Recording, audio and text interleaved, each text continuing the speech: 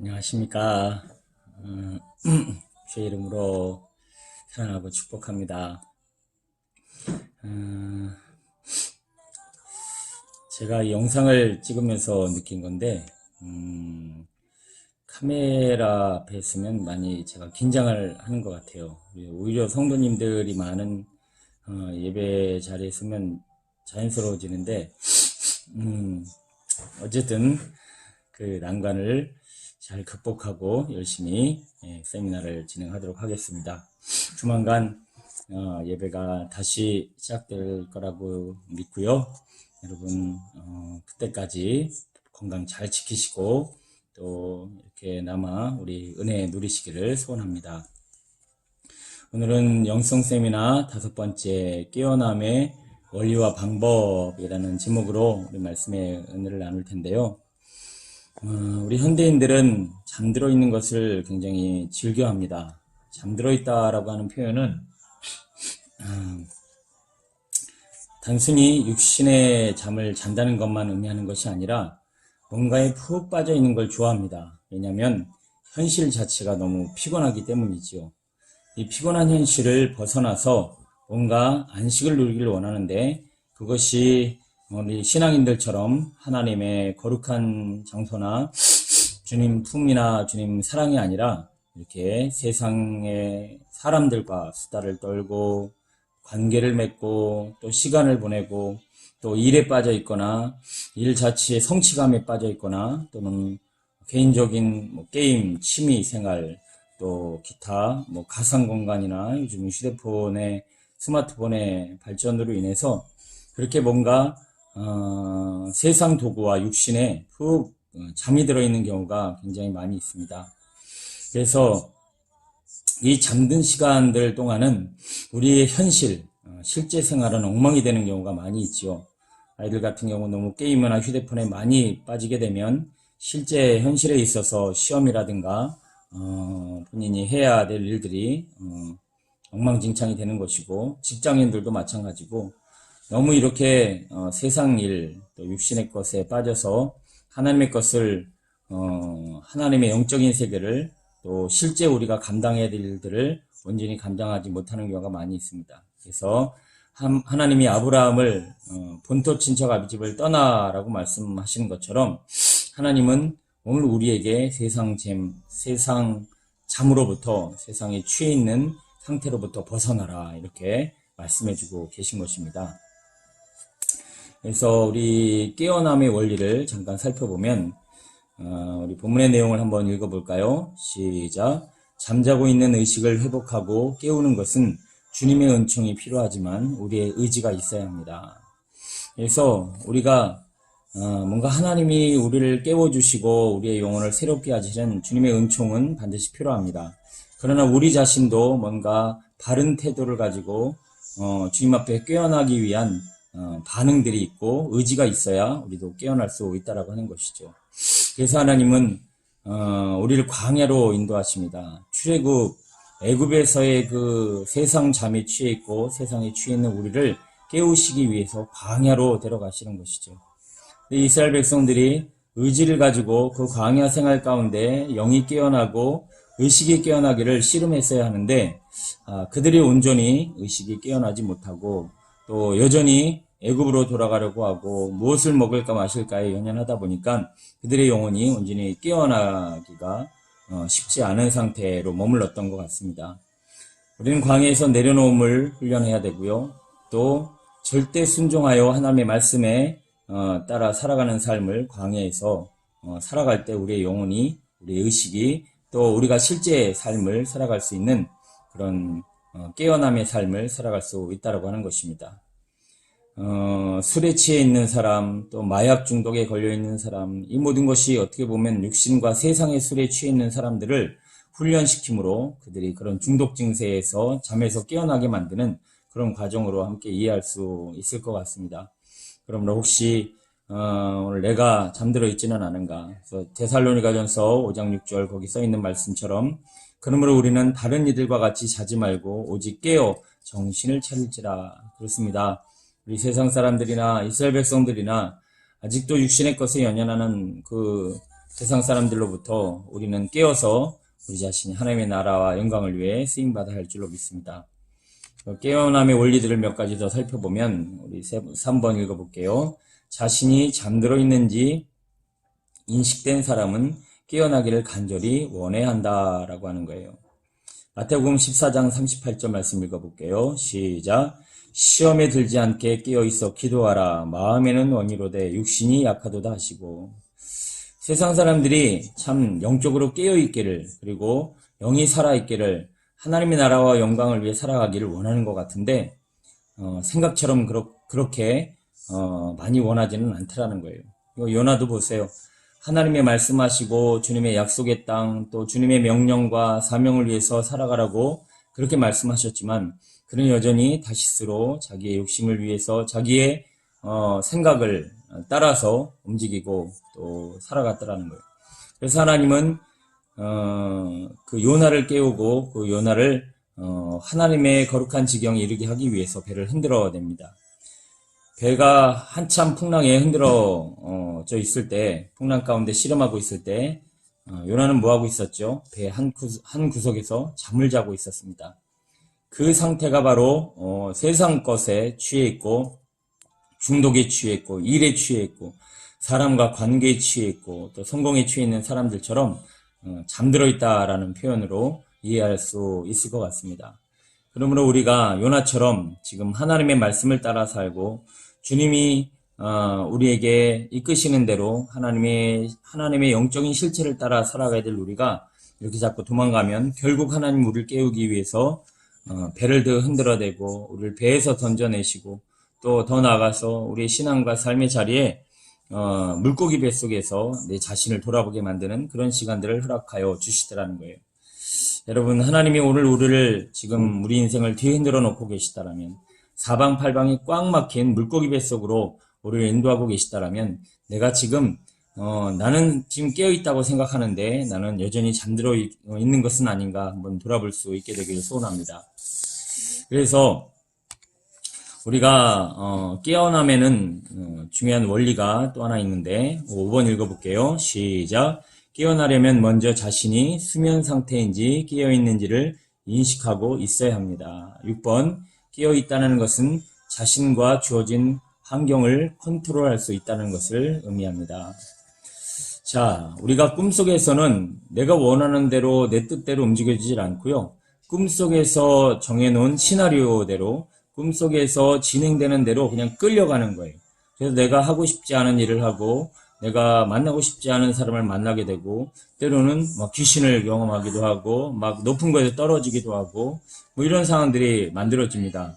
내 의지와는 상관없다고 하는 것이죠.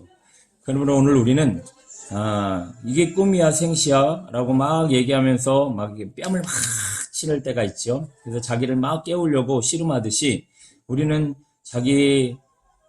내가 지금 세상 술에 세상 잠에 취해 있다라는 것을 스스로 인식하고 깨려고 해야 된다는 거예요. 그래서 우리 꿈속에서도 야 이건 꿈이야 하면서 막 의지를 가지고 깨는 경우도 있지 않습니까? 그래서 잠들어 있는 상태에서 자기 자신이 내 의지대로 내 팔을 움직일 수 있고 말할 수 있고 선택할 수 있고 갈 수 있는 이런 실제를 경험하려면 우리는 잠에서 깨어야 한다는 거죠. 제가 금요철회 때도 이 관련된 말씀을 동일하게 드렸었는데요. 화를 내가 감당할 수 없다. 화를 컨트롤할 수 없다. 내 안에 의지와 상관없이 자꾸 두려움이 몰려온다. 미움과 근심에 사로잡혀 있다. 이거 원하지 않는데 계속 이루어지잖아요. 그래서 우리는 마음은 원하는데 육신이 약해서 자꾸 육신에 끌려가고 세상에 끌려가고 내 의지하지 않는 곳에 가게 되고 내가 의지하지 않은 말을 하게 되고 그래서 우리는 계획한 것을 이룰 수 없고 선을 행하고자 하되 선을 행할 수 없고 사명을 감당하고자 하되 온전한 사명이 이루어지지 않고 사랑하지 못하고 있는 삶이 우리가 지금 세상 술에 육신의 술에 취해 있으면 우리는 원하는 것을 우리 스스로가 이룰 수 없기에 자꾸 끌려다니더라는 거예요. 물질에 끌려다니고 환경에 끌려다니고 마귀에게 끌려다니고 어둠 영들에게 끌려다니는 이 모든 실체는 잠들어 있기 때문에 이루어진 일이라는 거예요. 이걸 우리가 온전히 깨닫고 이 잠에서 깨어나면 우리가 실제 삶에서 내가 원하는 일들을 어느 정도 행할 수 있듯이 우리는 우리의 삶의 자유를 경험할 수 있고 우리의 삶을 내가 원하는 방향으로, 내가 계획된 대로, 하나님이 주시는 감동대로 또 풍성한 삶을, 복된 삶을 살 수 있다는 것입니다. 깨닫는 자 되시길 축원합니다. 자, 깨어나면 몇 가지 조건이 있는데요. 1번 읽어볼게요. 시작. 우리는 의식을 잃었을 때 자신이 무슨 일을 했었는지 기억하지 못할 때가 있습니다. 2번, 자기 자신이 너무 조급해 있지 않은지, 무언가에 깊이 빠져 있지 않은지, 억지로 하고 있지 않은지, 분노에 사로잡혀 있지 않은지를 늘 돌아봐야 합니다. 그렇습니다. 우리는 자기 자신을 돌아보아 늘 내 모습이 어떠했는지를 잊어버리면 안 돼요. 우리 이런 일 할 때 많이 있잖아요. 내가 왜 이랬지? 부부싸움을 하다 보면 막 손을 올려대는, 내가 왜 손을 올렸지? 상처 받을 걸 알면서 나도 모르게 말을 해놓고 왜 이 말을 했지? 내가 제정신이 아니네. 이런 말들과 행동은 왜 그렇게 되는가 봤더니 지금 내 자신의 모습이 어떠했는지를 잊어버리고 내 자신을 지금 어떤 영적인 수면 상태에 이르게 했기 때문에 우리는 자기 자신을 돌아볼 수 없는 거예요. 마음을 지키라, 생명의 근원은 이에서 남이라 라고 하는 것은 마귀의 공격 목표는 어떻게든 우리의 마음을 빼앗는 거예요. 그래서 우리의 스스로, 의지로, 우리의 생각으로 우리가 원하는 일들을 온전히 이룰 수 없도록 자꾸 조급하게 만들고 두려움에 빠지게 만들고 자꾸 억지로 하게 만들고 분노에 사로잡게 만들고, 결국은 우리의 마음은 하나님이 거하시는 성령님이 거하시는 전이기 때문에 이 마음에 지금 악한 영이, 어둠의 영이, 두려움이, 사망이, 분노가 들어오지 않도록 우리는 마음을 잘 지키고 관리해야 한다는 거예요. 그래서 마귀는 이 주변 환경을 통해서, 상황을 통해서, 문제를 통해서 자꾸 우리의 마음에 이 약한 것들을, 어둠의 것들을 넣어줌으로 우리는 우리 마음에 주님이 계셔야 하는데 주님이 계실 그 처소가 자꾸 더러워지는 거예요. 분노와 어둠에 사로잡히는 거예요. 그러므로 우리는 내 자신을 돌아볼 줄 알아야 합니다. 내 상태가 어떠한 줄 알아야 돼요. 그 좋지 않은 상태를 너무 오래 지속하면 안 되고요. 그것을 온전케 하기 위한 싸움을 싸우고 씨름을 온전히 씨름할 때 하나님은 우리의 몸과 마음을 새롭게 하시고 온전케 하실 줄로 믿습니다. 그래서 여러분, 하나님의 일을 그냥 단순히 교회의 일, 사역이라고 생각하시면 안 돼요. 하나님의 일은 하나님의 마음으로, 하나님의 감동으로, 성령의 능력으로 주님이 내 안에 계셔서 나와 함께 일하셔야 하나님 일이지, 내가 교회 일을 한다고 그것이 하나님의 일은 아니라, 교회 일하면서도 두려워하고 분노하고 근심하면서 다투면서 일하는데 그게 어떻게 하나님 일이에요. 그래서 마르다 보고도 하나님이 자꾸 근심하지 말라, 근심하지 말라, 하나님 끊임없이 우리에게 말씀하시는 거죠. 제자들이 아무리 제자로서 열심을 다하면 뭐합니까? 욕심을 위한 거고 자기 자신을 위한 것이기 때문에 그들에게 하나님의 영광이 나타나질 않았던 것이죠. 그러므로 우리 깨어남의 조건 세 번째 한번 읽어보겠습니다. 시작. 우리는 자신뿐 아니라 주변 상황을 면밀히 관찰하고 파악해야 합니다. 주변 상황이 환한지 어두운지 답답한지 자유로운지 평화로운지 불안한지를 인식해야 합니다. 그래서 욥에 보면 6기의 욥이 그들은 낮에도 어둠을 만나고 대낮에도 더듬기를 밤과 같이 하느니라. 그래요. 자기 자신을 돌아보는 것도 굉장히 중요한데, 우리는 환경과 상황을 잘 돌아보고 내가 주어진 처지와 형편과 상황과 환경이 어떠한지를 깨달아서 이것이 내 영혼을 잠들게 하고 나를 누르고 묶고 나를 포로 삼으려고 한다면 그 환경에서 벗어나는 것도 지혜고, 그것은 자기 자아와 또 환경을 인식하고 있는, 깨어있는 사람들만 그렇게 할 수 있다는 거예요. 그래서 하나님을 모르고 예수를 믿지 않았던 우리 맹자도 맹모상천지교라고 해서 그 맹자의 어머니가 그 환경이 더럽고 그 환경이 교육적으로 좋지 않자 자꾸 이사를 갔다고 하죠. 그래서 오늘 우리가 처해진 환경에는 분위기가 있고요, 어떤 에너지가 있고요, 어떤 그 환경이 주는 어떤 메시지나 영향력들이 있습니다. 이런 것이 선한 영향력, 선한 메시지, 우리를 잘되게 하고 온전케 하게 하는 것이어야 하는데, 우리는 때로는 물질 때문에 아니면 내가 영적으로 깨닫지를 못해서 내 영혼이 이 공간 안에서, 이 처소 안에서 이 상황 가운데 죽어가고 눌리고 있는데도 스스로 알지 못하는 경우가 많이 있다는 것이죠. 여러분, 흉가나 빈집 가면 공포스럽죠. 그리고 오싹하죠. 그런 공간이 우리가 살아가는 삶에도 있을 수 있다는 거예요. 이거를 영이 깨어 있는 사람, 지혜가 있는 사람, 또 내가 눌리고 있는지, 이 분위기가 지금 내 심령을 묶고 있는지, 이런 것들을, 그 실체를 빨리 깨달아서 우리는 벗어날 줄도 알고 싸워서 이길 줄도 알아야 한다는 거죠. 어떤 예배 공간 안에 가보면 거기에 함께한 권속들이나 예배드리는 사람들에 따라서 공간이 틀려집니다. 분위기가 틀려져요. 공기가 달라진다라는 거죠. 그 이유는 뭐냐? 바로 그 영적 실체를 주관하는 그 사람의 영이나 어떤 다른 영들이 그 공간 안에 역사하고 있을 때 우리는 뭔가 그 영적인 힘에 눌릴 수도 있고 묶일 수도 있다는 거예요. 그래서 로마서 12장 2절에 보면 너희는 마음을 새롭게 함으로 변화를 받아 하나님의 선하시고 온전한 뜻이 무엇인지 분별하도록 하라. 이 세대를 본받지 말라라고 말씀합니다. 그러면 세대와 또 환경과 상황과 또 문제와 또 물질에 사로잡혀서 내 자신을 볼 수 없고 또 환경을 파악할 수 없는 어리석은 인생 되지 않기를 소원합니다. 그래서 우리는 이 깨어남의 훈련이 필요한데요. 그 깨어남의 훈련에 있어서 첫 번째 중요한 한 핵심 가치가 바로 고요함이라고 하는 것입니다. 자, 그 내용을 한번 볼게요. 1번 시작. 자신의 의식을 되찾고 자신을 찾기 위한 질문을 던지며 자신을 관찰하기 위해서는 고요함이 필요합니다. 환경의 고요함보다 더 의미 있는 것은 마음의 고요함입니다. 그렇습니다. 우리는 이 마음의 고요함을 이루기 위해서 그리고 환경의 어떤 고요함을 찾아가는 것도 중요하지만 내 마음의 고요함을 이루기 위한 거룩한 싸움이 필요합니다.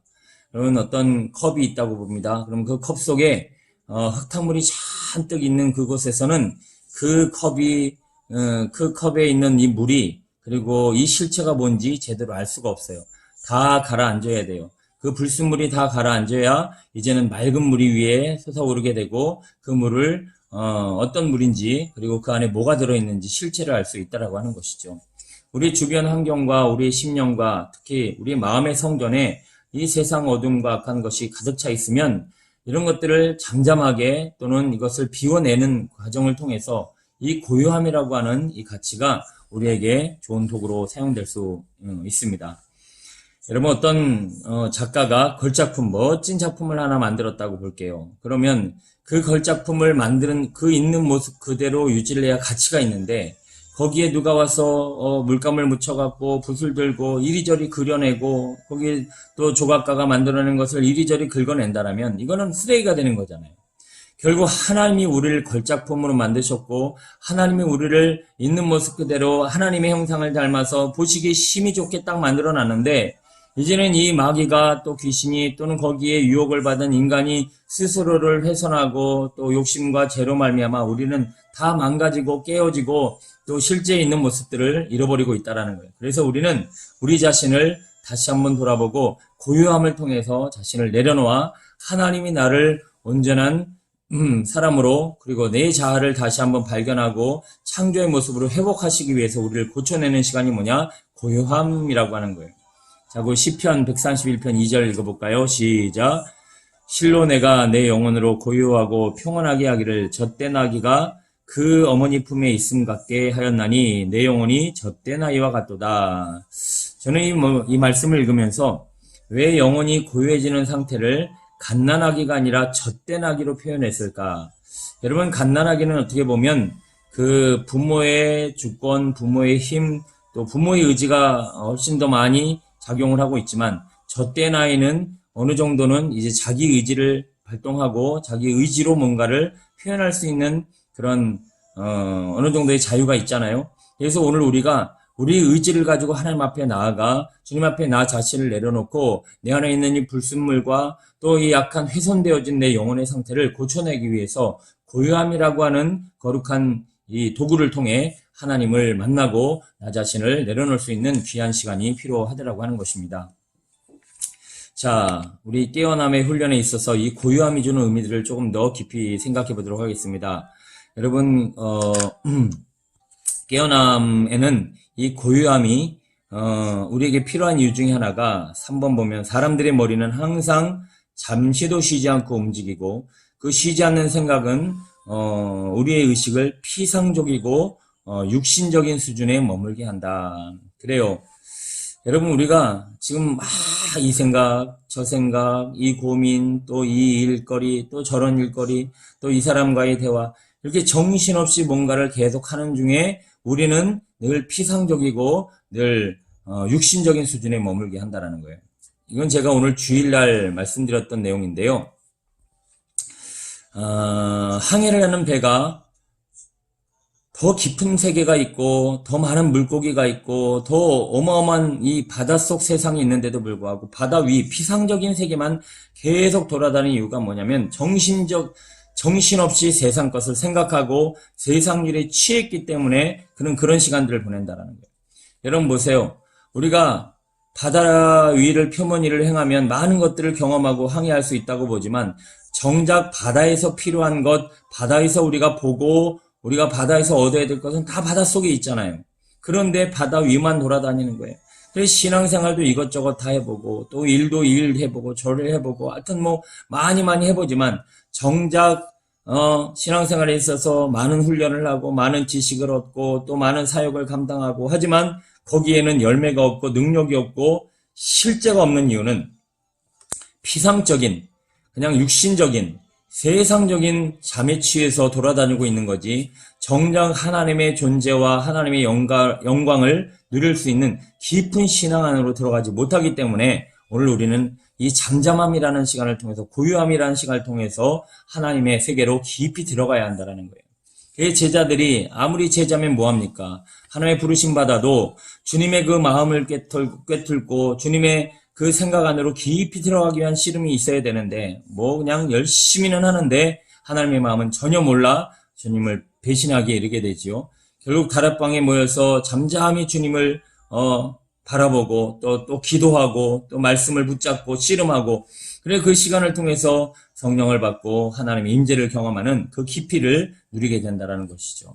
그러므로 오늘 우리는 끝으로 5번 어떤 생각도 없이 그저 깨어있는 상태로 마음을 고요하게 유지할 때 비로소 자아를 의식하게 됩니다.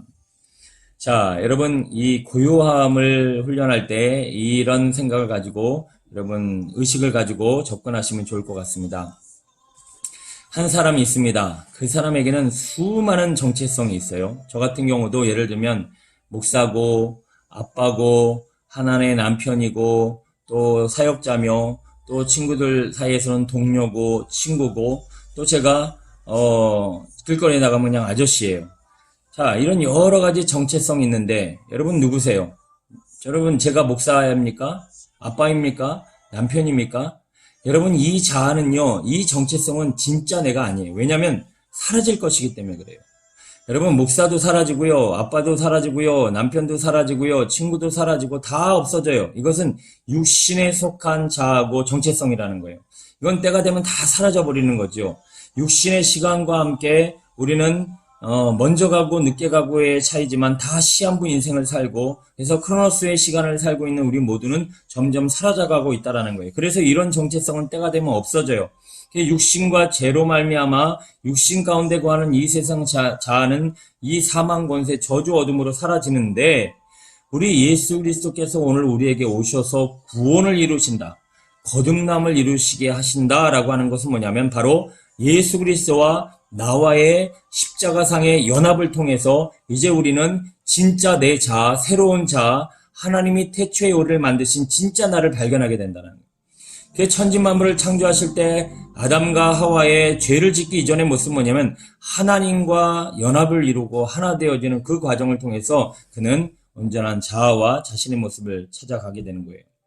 아브라함이 그래서 아브람에서 아브라함이 되고 그래서 야곱이 이스라엘이 되고 사울이 바울이 되는 과정을 가만히 보면 다 그리스도와의 연합, 하나님과의 연합, 이제는 과거의 내가 아니라 새로운 나로 살아가는 그런 모습들을 발견하게 됩니다.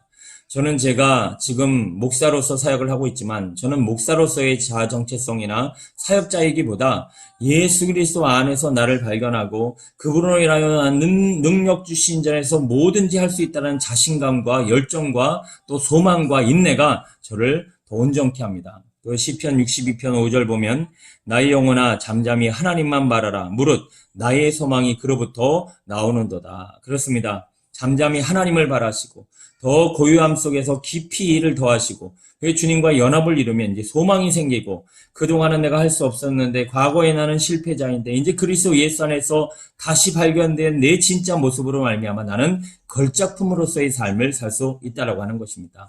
여러분 우리 말씀을 잘 깨달으시고 여러분의 삶에 온전한 가치와 또 걸작품으로서의 풍성한 복이 풍성 임하게 되기를 간절히 축원합니다. 감사합니다.